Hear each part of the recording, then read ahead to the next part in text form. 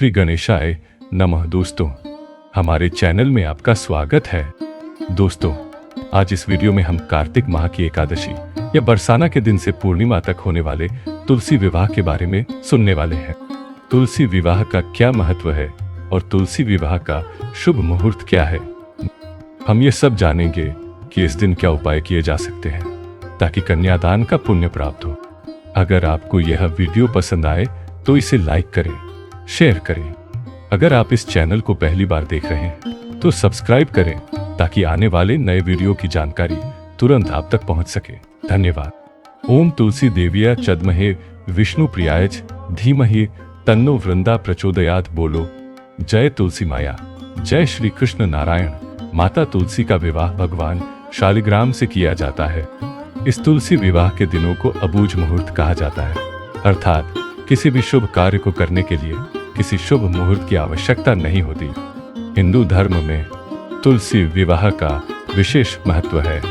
श्री हरि की पटरानी कही जाने वाली तुलसी माता के बारे में यह भी मान्यता है कि तुलसी विवाह के दिन जो व्यक्ति भगवान विष्णु के अवतार शालिग्राम का विवाह पूरे विधि विधान से तुलसी माता से करवाता है, उसका वैवाहिक जीवन सुखमय होता है और हर मनोकामना पूरी होती है। जिन माता पिता की पुत्री नहीं है वे भी तुलसी विवाह करवाकर कन्यादान का पुण्य अर्जित कर सकते हैं। कार्तिक मास के शुक्ल पक्ष की द्वितीय तिथि को देवउठनी एकादशी के दिन तुलसी विवाह मनाया जाता है। इस बार द्वादशी तिथि 2 नवंबर 2025 को रात्रि 12:30 पर प्रारंभ हो रही है। यह तिथि 3 नवंबर 2025 को सुबह लगभग 5 बजे समाप्त हो रही है। सूर्योदय तिथि के अनुसार तुलसी विवाह उत्सव 2 नवंबर 2025 को मनाया जाएगा। भगवान विष्णु जो शालिग्राम के रूप में रहते हैं और तुलसी जी का विवाह प्रतीकात्मक विवाह के रूप में किया जाता है। मान्यता है कि इस दिन निसंतान दंपतियों का विवाह तुलसी के साथ कराया जाता है। जो लोग मनचाहा जीवन साथी पाना चाहते हैं उन्हें संतान सुख की प्राप्ति होती है। तुलसी विवाह के दिन यदि भगवान लक्ष्मीपति नारायण की पूजा की जाए तो उन्हें मनचाहा जीवन साथी मिलता है और सुख सौभाग्य में वृद्धि होती है। आइए यह भी जानें कि तुलसी विवाह के लिए किन सामग्रियों की आवश्यकता होती है। तुलसी विवाह के लिए एक बड़ा शालिग्राम, भगवान तुलसी माता, भगवान विष्णु की मूर्ति या फोटो, एक पूरा गमला जिसमें एक पौधा लगा हो, मूली, कलश, नारियल, कपूर, आम, सुहागा, मौसमी फल, केले, छोले, सेब आदि होने चाहिए।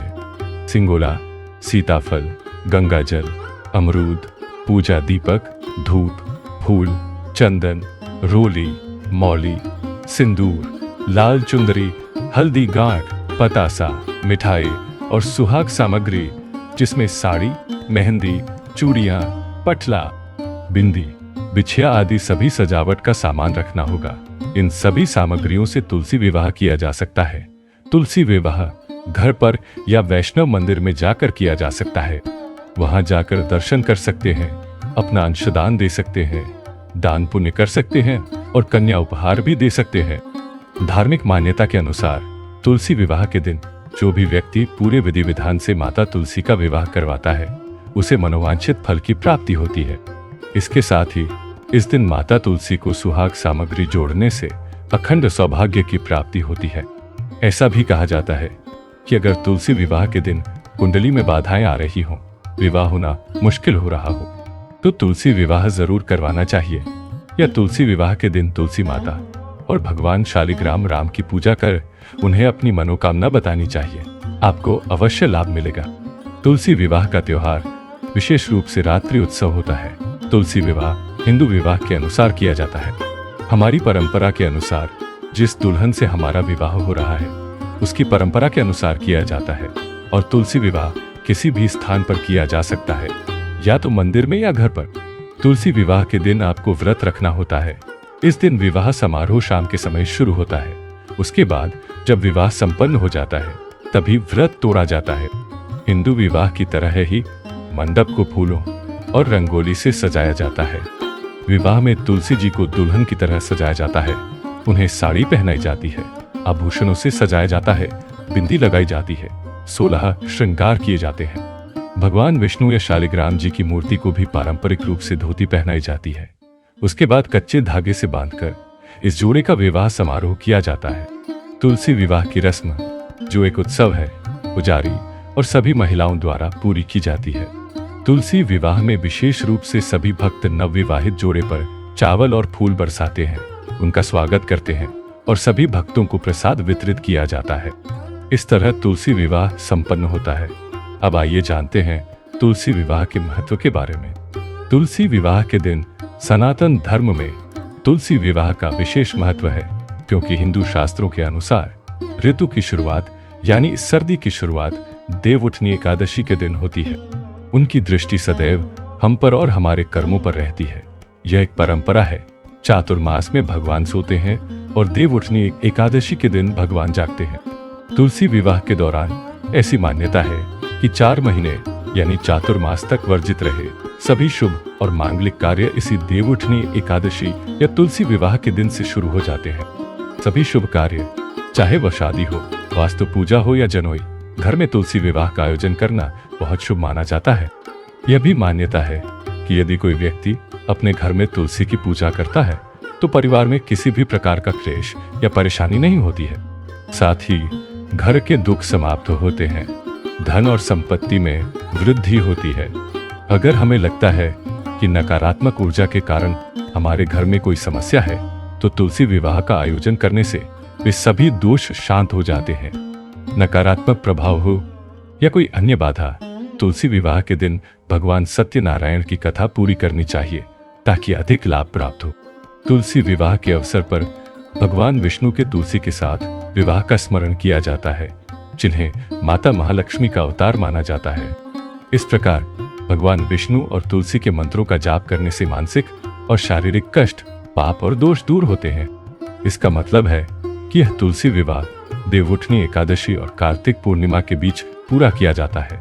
भगवान नारायण के मंत्रों का जाप धूप, दीप और ज्ञान से भी किया जा सकता है। आज तुलसी माता की कथा सुनने का भी सौभाग्य प्राप्त होता है कि भगवान नारायण तुलसी जी से कैसे विवाह करते हैं। तुलसी जी के पति कौन थे? तुलसी जी के विवाह के बाद भगवान नारायण की पूजा करके तुलसी माता भगवान की प्रिय कैसे बनी? भगवान को भोग लगाते समय तुलसी क्यों चढ़ाई जाती है? क्योंकि स्वयं भगवान नारायण का वचन है कि जब तक भगवान को भोग में तुलसी का पत्ता नहीं चढ़ाया जाता, तब तक भगवान भोग ग्रहण नहीं करते। इसलिए तुलसी जी का विशेष महत्व है। भगवान नारायण की पूजा करते समय उनके बिना भगवान की पूजा अधूरी है। आइए तुलसी विवाह की कथा सुने। एक बार भगवान महादेव ने अपना तेज समुद्र में फेंक दिया और उस तेज से एक बालक का जन्म हुआ। समुद्र के जल से उत्पन्न होने के कारण उसका नाम जलंधर पड़ा। गुरु शुक्राचार्य के आशीर्वाद से वह जलंधर नामक एक महापराक्रमी दैत्य बना। उसकी राजधानी जलंधर नगरी थी। दैत्यराज कालनेमी की पुत्री वृंदा सदैव नारायण की भक्ति में लीन रहती थी और उनकी आराधना में मग्न रहती थी। जलंधर का विवाह उसी से हुआ था। जलंधर एक महाबली दैत्य था और अपने बल के अभिमान में चूर होकर उसने माता महालक्ष्मी को प्राप्त करने के लिए देवताओं से युद्ध किया, किंतु चूंकि वह समुद्र से उत्पन्न हुआ था, अतः माता महालक्ष्मी ने उसे अपना भाई स्वीकार कर लिया। पराजित होकर वह देवी पार्वती को प्राप्त करने के लिए कामवश कैलाश पर्वत पर गया। जब जलंधर ने देवाधिदेव महादेव जी का रूप धारण किया और देवी पार्वती के निकट गया, किंतु माता महामाया ने योगबल से उसे पहचान लिया और वहीं देवी अंतर्ध्यान हो गई। देवी पार्वती बहुत क्रोधित हुई और जब उन्होंने विष्णु के पास जाकर भगवान हरिनारायण को सारा वृत्तांत सुनाया, तब भगवान विष्णु को यह एहसास हुआ कि जलंधर को दंड देना ही होगा। जलंधर की पत्नी वृंदा एक पतिव्रता स्त्री थी। वह भगवान विष्णु की बहुत बड़ी भक्त थी। जालंधर की मृत्यु उसकी पतिव्रता पत्नी के कारण सहज नहीं थी। उसे हराना आसान नहीं था। जालंधर का नाश करने के लिए स्वयं भगवान नारायण यह कार्य करने के लिए तैयार हो गए। देवताओं के अनुरोध पर भगवान नारायण ने ऋषि का वेश धारण किया और उस स्थान पर पहुंचे जहां वृंदा तपस्या कर रही थी। भगवान नारायण के साथ 2 राक्षस भी थे। उन राक्षसों को देखकर वृंदा भयभीत हो गई। जब ऋषि रूप में भगवान नारायण ने इन दोनों राक्षसों को जलाकर भस्म कर दिया, वृंदा संत की शक्ति से बहुत प्रभावित हुई। वृंदा ने ऋषि को प्रणाम किया और कहा कि उनके पति युद्ध में गए हैं, वह महादेव से युद्ध कर रहे हैं और अवश्य जीतेंगे। तब ऋषि ने अपनी माया से पेड़ से एक वानर प्रकट किया। वानर के एक हाथ में जालंधर का सिर और दूसरे हाथ में उनका सिर था। अपने पति को ऐसी अवस्था में देखकर वृंदा बेहोश हो गई। जब उसकी नींद खुली तो वह ऋषि भगवान से विनती करने लगी, हे ऋषिवर, कृपया मेरे पति को जीवित कर दीजिए। भगवान ने अपनी माया से जालंधर का सिर और शरीर जोड़ दिया और स्वयं भी उसमें प्रवेश कर गए। वृंदा को इस बात का एहसास नहीं था कि उनके साथ छल हुआ है। भगवान जलंधर बनकर वृंदा के साथ भ्रमण करने लगे और सतीत्व भंग हो गया। उधर जब वृंदा का पति जलंधर महादेव से युद्ध कर रहा था, तब महादेव ने जलंधर का सिर धड़ से अलग कर दिया। वह सिर उस स्थान पर गिरा जहां वृंदा अपने पति भगवान के साथ भ्रमण कर रही थी। जलंधर का सिर देखकर वृंदा ने भगवान की ओर देखा और अपने साथ हुए छल का एहसास करते हुए उन्होंने भगवान से कहा, आप अपना असली रूप दिखाइए। तो भगवान नारायण शंख, चक्र, गदा, कमल धारण किए अपने असली रूप में प्रकट हो गए। वृंदा अत्यंत दुखी हुई और अपने पति का सिर गोद में लेकर भगवान को श्राप दिया कि आपने मेरे साथ छल किया है, इसलिए अभी पत्थर के हो जाइए। ऐसा कहकर भगवान श्री हरि विष्णु शालिग्राम पत्थर में बदल गए। जब भगवान नारायण सृष्टि की अवज्ञा करते हुए स्वयं जल पत्थर में बदल गए तो ब्रह्मांड में हलचल मच गई और असंतुलन व्याप्त हो गया। सबने भगवान नारायण से विनती की, हे प्रभु, आपने देवताओं के कार्य हेतु ऐसा किया है, अतः हे देवी वृंदा, आप भगवान नारायण को श्राप से मुक्त कीजिए। वृंदा ने भगवान विष्णु को श्राप से मुक्त कर स्वयं आत्मदाह कर लिया। अपने पति का सिर गोद में लेकर वह सती हो गई। जहां वृंदा भस्म हुई वहां तुलसी का पौधा उगाया। भगवान विष्णु ने वृंदा से कहा, हे वृंदा, अपने सतीत्व के कारण तुम मुझे लक्ष्मी जी के समान प्रिय हो, अतः तुम तुलसी के रूप में सदैव मेरे साथ रहोगी। मैं तुलसी के बिना कोई भोजन स्वीकार नहीं करूंगा।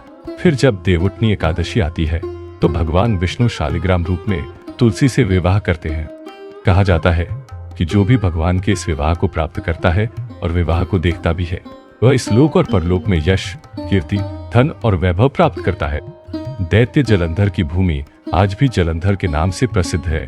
इस प्रकार तुलसी की एक कथा जलंधर से जुड़ी है और दूसरी कथा शंखचूल नामक पराक्रमी दैत्य से जुड़ी है। दैत्यराज दंभ का पुत्र शंख था, जिसका प्रयोग हम दैनिक पूजा में करते हैं। भगवान कृष्ण और भगवान नारायण का भी अभिषेक किया जाता है। जल में उत्पन्न होने वाला शंख सागर से उत्पन्न हुआ है और वहीं से माता लक्ष्मी भी प्रकट हुई। जलंधर भी जल से प्रकट हुआ और शंखासुर भी जल से प्रकट हुआ। इसलिए देवी लक्ष्मी के इस भाई को यह कहा जाता है। दैत्यराज दंभ की जब कोई संतान नहीं हुई तो उसने भगवान विष्णु की तपस्या की। जब भगवान विष्णु प्रकट हुए और उनसे वरदान मांगने को कहा तो दंभ ने उनसे एक ऐसा पुत्र मांगा जो तीनों लोकों में अमर और शक्तिशाली हो। भगवान नारायण ने तथास्तु कहा और विचार मग्न हो गए। समय के साथ दंभ के यहाँ एक पुत्र का जन्म हुआ जिसका नाम शंखचूल रखा गया। शंखचूल ने पुष्कर में घोर तपस्या कर ब्रह्मा जी को प्रसन्न किया। ब्रह्मा जी ने जब शंखचूल से वरदान मांगने को कहा तो उसने वरदान मांगा कि वह देवताओं के लिए अजय हो। उसी समय ब्रह्मा जी ने भी शंखचूल को धर्मध्वज की पुत्री तुलसी से विवाह करने का आदेश दिया और वह विचार मग्न हो गया। ब्रह्मा जी की आज्ञा पाकर तुलसी और शंखचूल का विवाह हो गया। ब्रह्मा जी और भगवान विष्णु के वरदान से मधु के नशे में चूर दैत्यराज शंखचूल का तीनों लोकों से उद्धार हो गया। देवता शंखचूल से परेशान थे। तब शिवजी ने देवताओं का दुख दूर करने का निश्चय किया, लेकिन शंखचूल के पास श्री कृष्ण का कवच था और तुलसी भी पतिव्रता धर्म का पालन करती थी। इसलिए जब शिवजी शंखचूल को नहीं मार सके तो भगवान विष्णु की सहायता ली गई। भगवान श्री हरि विष्णु ब्राह्मण का रूप धारण करके दैत्यराज के पास पहुंचे और उनसे श्री कृष्ण का कवच दान में मांगा। उसके बाद भगवान श्री नारायण शंखचूड़ का वेश धारण कर तुलसी के पास आए और तुलसी के साथ पतिव्रता धर्म का अनुष्ठान किया। तब शिवजी ने अपने त्रिशूल से शंखचूड़ को भस्म कर दिया। जब तुलसी देवी को पता चला कि उनके पति की मृत्यु हो गई है तो यह उनके पति नहीं बल्कि साक्षात भगवान नारायण थे। तब तुलसी जी बहुत क्रोधित हुईं और धर्म के रक्षक भगवान श्री नारायण को श्राप देने को कहा कि आप पत्थर के रूप में धरती पर रहेंगी, आपका यह रूप धरती पर ही रहेगा। तब भगवान विष्णु भी कहते हैं कि हे देवी, आप भारतवर्ष में बहुत समय तक नदी के रूप में भी रहेंगी। तब तुलसी देवी भी एक नदी में परिवर्तित हो जाती है, जिसका नाम गंडकी नदी है। शालिग्राम जो भगवान श्री नारायण का रूप है, वह भी वहीं उत्पन्न होते हैं और वहीं से पाए जाते हैं। और देवी तुलसी का दूसरा रूप तुलसी के पौधे के रूप में उत्पन्न हुआ था। शालिग्राम जो गंडकी नदी में पाए जाते हैं, उनकी भी पूजा की जाती है और तुलसी जी की भी पूजा की जाती है। और शंख की हड्डियों से शंख का जन्म हुआ। शंख भी भगवान विष्णु का भक्त था, इसलिए लक्ष्मी नारायण की पूजा शंख से की जाती है। लेकिन भगवान महादेव का अभिषेक शंख से नहीं किया जाता है। सभी देवता शंख से भगवान नारायण को जल अर्पित करने लगे, लेकिन शिवजी ने उनका वध कर दिया, इसलिए शंख से शिवलिंग पर शिवजी का अभिषेक नहीं किया जाता है। इस प्रकार श्रीमद्भागवत महापुराण और शिव महापुराण में वृंदा तुलसी के बारे में अलग अलग कथाएं वर्णित की गई हैं, जो कथा हमने इस पावन दिन सुनी। मित्रों, आशा करता हूँ आपको यह वीडियो पसंद आया होगा। तुलसी माया का ऐसा प्रभाव है कि इसे भगवान विष्णु नारायण के चरणों में समर्पित करने से पापों का नाश हो जाता है। इतना ही नहीं, मृत्यु के समय यदि किसी भी जीव के मुख में तुलसी का पत्ता और गंगा जल रखा जाए, जिसके प्राण निकल रहे हों और वह शरीर छोड़ रहा हो, तो उसके सभी पाप और दोष नष्ट हो जाते हैं और उसे वैकुंठ धाम की प्राप्ति होती है। यदि कोई व्यक्ति तुलसी और आंवले की छाया में बैठकर अपने पितरों का श्राद्ध करता है और पिंडदान करता है, तो उसके पितरों को मोक्ष की प्राप्ति होती है। तुलसी पूजा की ऐसी महान महिमा है। विश्वपाव की पुष्पसार नंदिनी तुलसी कृष्ण जीवनी। इसके अलावा भगवान नारायण का एक मंत्र भी है, ओम श्री विष्णु वेचा विद्महे वासुदेवाय धीमहि तन्नो विष्णु प्रचोदयात्। श्री नारायण स्वरूप शालिग्राम भगवान और माता तुलसी के विवाह के अवसर पर सभी भक्तों को हार्दिक शुभकामनाएं। बोलिए तुलसी मैया की जय, भगवान नारायण की जय। मित्रों, मेरी बात सुनने के लिए आप सभी का धन्यवाद। मेरी जय श्री कृष्णा।